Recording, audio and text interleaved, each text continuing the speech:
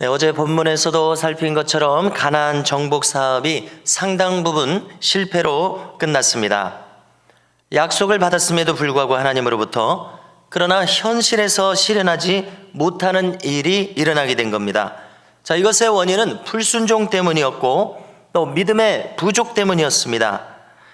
이에 대해서 하나님께서도 가만히 계시지 않고 오늘 보니까 당장 여호와의 사자를 파송하셔서 이에 대해서 하나님께서 책망하셨습니다. 자, 파송된 천사가 1절을 보니까 이렇게 기록됐죠. 여호와의 사자가 길갈에서 복임으로 올라왔습니다. 자, 화면을 한번 보겠습니다. 길갈은 이제 이스라엘 백성들이 이제 신세대들이 모두 할례를 행했던 것이죠. 12지파가 이렇게 분배를 했는데요. 가운데 핑크색으로 되어 있는 부분에 에브라임 지파가 있습니다. 네, 오늘 이 에브라임 지파를 중심으로 이야기가 펼쳐지는데요. 여기서 이 다음 화면을 한번 보겠습니다. 복임이라고 하는 확실치 않은 지명, 실로와 베델 사이에, 자, 길갈에서 이렇게 복일로 여호와의 사자가 올라왔다, 이렇게 이야기했습니다. 이 복임이라는 말 뜻은 우는 사람들이라는 뜻입니다. 지금 여기는 이제 에브라임 지파 땅인데요. 우리는 이제 12지파라는 많은 지파가 있어도 역사가 흘러감에 따라서 이 지파들 중에서도 두각을 나타내는 우두머리격의 지파들이 나타납니다. 그래서 남쪽 지파들 중에서는 유다 지파가 가장 우두머리가 되고요. 북쪽에서는 지금 이 중간에 있는 베델을 포함한 에브라임 지파, 이 지파가 우두머리 역할을 합니다.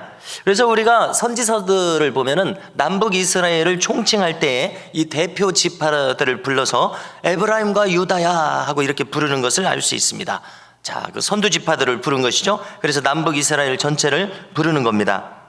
자, 지금 가장 우두머리에게 여호와의 사자가 임하여 말씀합니다. 자, 그가 책임자이기 때문에 그렇습니다. 하나님은 이처럼 책임자, 지도자를 상대해서 중요한 말씀을 내리심을 여기서 깨닫게 됩니다. 천사를 통해서 이제 하나님의 책망이 임하였습니다. 첫째, 하나님께서는 이제 이 대언케 하시기를, 나는 언약을 했다. 너희 민족과 언약을 했다. 나의 언약은 영원한 언약이며 결코 변하지 않는다. 지금 이렇게 다시 한번 말씀하셨죠. 이처럼 하나님의 말씀은 변함이 없습니다. 하나님의 큰 계획은 흔들림이 없습니다. 자, 가령 나 자신에게 적용해 본다면은, 나의 영육간에 나를 잘되게 하시려고 이 땅에 나게 하셨고 십자가를 지셔서 생명까지 주셨으니 두말하면 잔소리 아닙니까? 우리가 잘되게 하시려는 것은 하나님의 큰 계획, 변함없는 계획입니다. 자, 그런데 오늘 말씀에서 두 번째로, 원주민하고 언약하지 말아라. 모세를 통해서 원주민하고 결코 가나안 땅 들어가면 언약을 하지 말아라, 이런 명령을 내리셨었고요. 그 다음에 그들의 우상 재산들을 다 부숴버려라, 이렇게 했는데요. 이것을 불순종한 것입니다.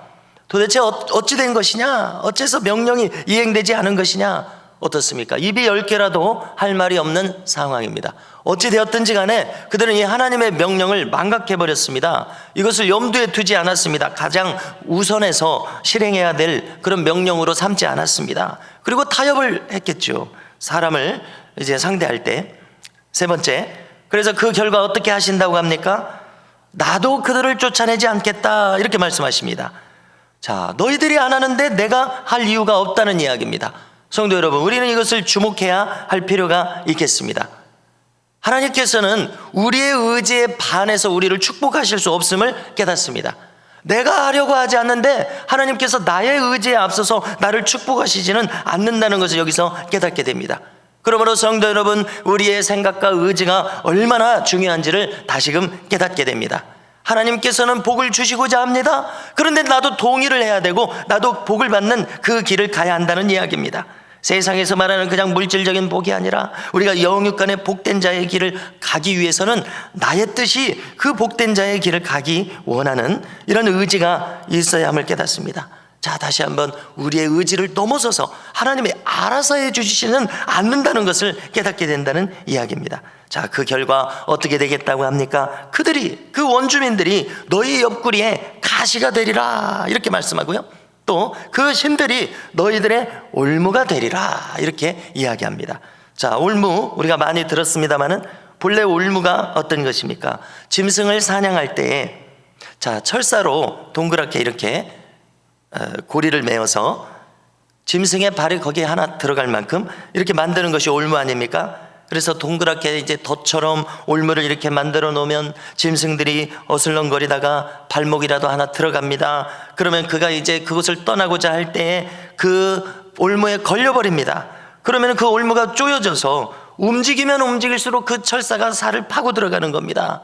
자기의 발목을 끊어버리면서까지 거기서 도주할 것이냐, 아니면 그 자리에서 결박당한 채 쓰러질 것이냐, 그런 순간이 오게 되는 것입니다. 여러분, 이것이 올무입니다. 올무에 걸리면 어떻게 됩니까?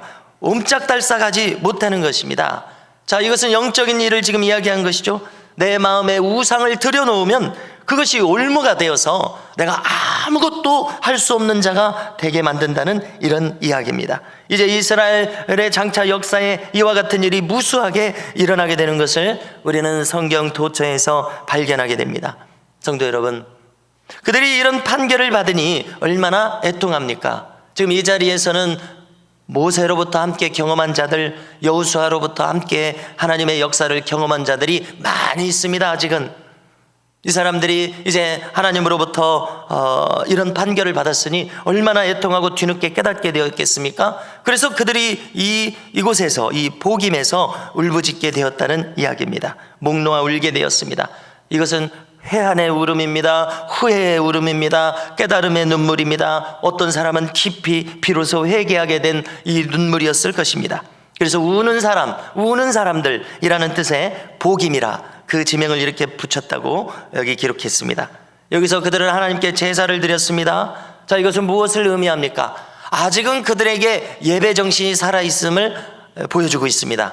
모세와 더불어서 예배했던 그 예배, 성막에서 짐승을 번제로 드려서 하나님께 돌이켰었던 그 예배, 여호수아와 더불어서 드렸었던 그 예배를 아직 기억하고 있습니다. 예배 정신이 살아있는 세대였었던 것입니다.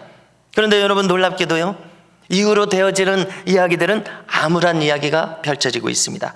왜냐하면 이 이스라엘 민족의 신앙이 세대를 거쳐감에 따라서 점점 쇠퇴함을 여기서 기록해 주기 때문에 그렇습니다. 아무튼 여기 복임에 있는 사람들은 아직은 예배가 습관화되어 있었습니다. 좋은 의미로 그들에게 이 몸에 배어 있었습니다. 영적인 자산입니다. 여러분, 그러므로 우리는 두려워할 것이 있으니 우리가 이 예배의 중요성을 망각하는 것입니다. 예배를 함부로 대하면 우리도 함부로 대함을, 똑같이 대접을 받을 수밖에 없다는 이야기입니다. 예배를 함부로 여김으로써 나 스스로 하나님께서 은혜 주시는 것을 막는 결과가 발생해 버린다는 것입니다. 그러므로 우리가 두려워할 것은 이것입니다. 예배와 기도의 중요성을 망각하고 그것이 지루해지는 겁니다. 이것을 가장 두려워해야 할 것입니다. 우리의 남은 인생을 살아감에 있어서 예배의 의미를 잃어버리는 것, 이것을 가장 두려워해야 할 것입니다. 자, 6절과 7절을 보니까 여호수아의 시절을 겪은 사람들은 아직은 신앙이 있었습니다. 왜냐하면 그들의 신앙은 경험을 가진 신앙이기 때문에 그렇습니다. 체험이 없이 신앙의 형성은 어렵다는 것을 우리는 깨닫게 됩니다. 쉽게 말해서 하나님과의 추억이 없는 사람이 어찌 그 스스로 신앙을 유지할 수 있겠습니까? 그러므로 우리에게 필요한 것은 체험적인 신앙입니다. 우리는 성령님의 불세례를 받아야 됩니다. 실제로 기도의 경험이 있어야 됩니다. 응답의 경험이 있어야 됩니다. 신앙으로 승리한 경험이 있어야 됩니다. 이와 같은 신앙의 체험이 있을 때 우리는 스스로의 신앙을 이제 키워갈 수가 있는 것입니다. 8절을 보니까 이제 여호수아가 110세에 죽게 되었습니다.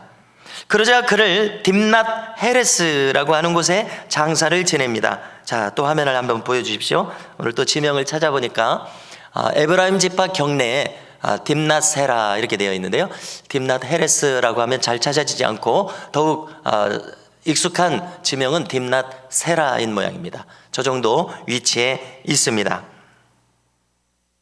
자, 여호수아가 에브라임 지파에 속해 있기 때문에 그렇습니다. 자, 이제 오늘 본문에서 마지막으로 10절을 찾으셔서 함께 읽고자 합니다. 10절을 찾으시기 바랍니다. 함께 읽습니다. 시작.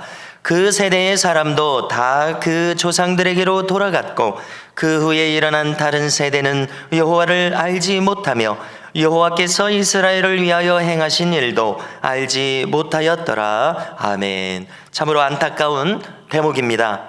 우리가 사사기서 짧은 13장 정도입니다마는 이 사사기서 전체 시대도 300년에서 400년이나 이어지는 것을 알 수 있습니다. 여호수아가 죽은 그 다음 세대들은 하나님을 잃어버리는 세대가 되었습니다. 여러분 얼마나 안타깝습니까? 이 사사기는 출애굽의 다음 세대가 신앙을 계승하지 못하는 것을 기록한 책입니다. 그러므로 이 모든 내용들은 우리 믿음을 가진 사람들에게 반면교사, 이렇게 하면 안 되겠구나 하는 그런 교훈을 주고 있습니다. 성도 여러분, 우리는 신명기 5장의 쉐마를 가리키는 이 이스라엘 사람들처럼 부지런히 하나님의 말씀을 우리의 후손들에게 가르쳐야 되겠습니다. 아브라함이 마치 손주들에게 가르쳤었을 것처럼 우리도 교회 생활을 통해서, 가정 예배를 통해서 우리의 자녀들과 손주들을 신앙으로 이끌기 위해서 우리가 할 수 있는 최선의 일을 다해야 할 책임이 우리 부모 세대에게 있음을 오늘 이 말씀을 통해서 다시금 상기할 수 있기를 바랍니다. 신앙의 경험이 없는 다음 세대가 일어나고 있었다는 이러한 암울한 이야기가 펼쳐지고 있습니다. 성도 여러분, 우리 모두가 신앙의 대를 계승해 주기 위해서 언제나 기도로 깨어 있을 수 있기를 주님의 이름으로 축복합니다.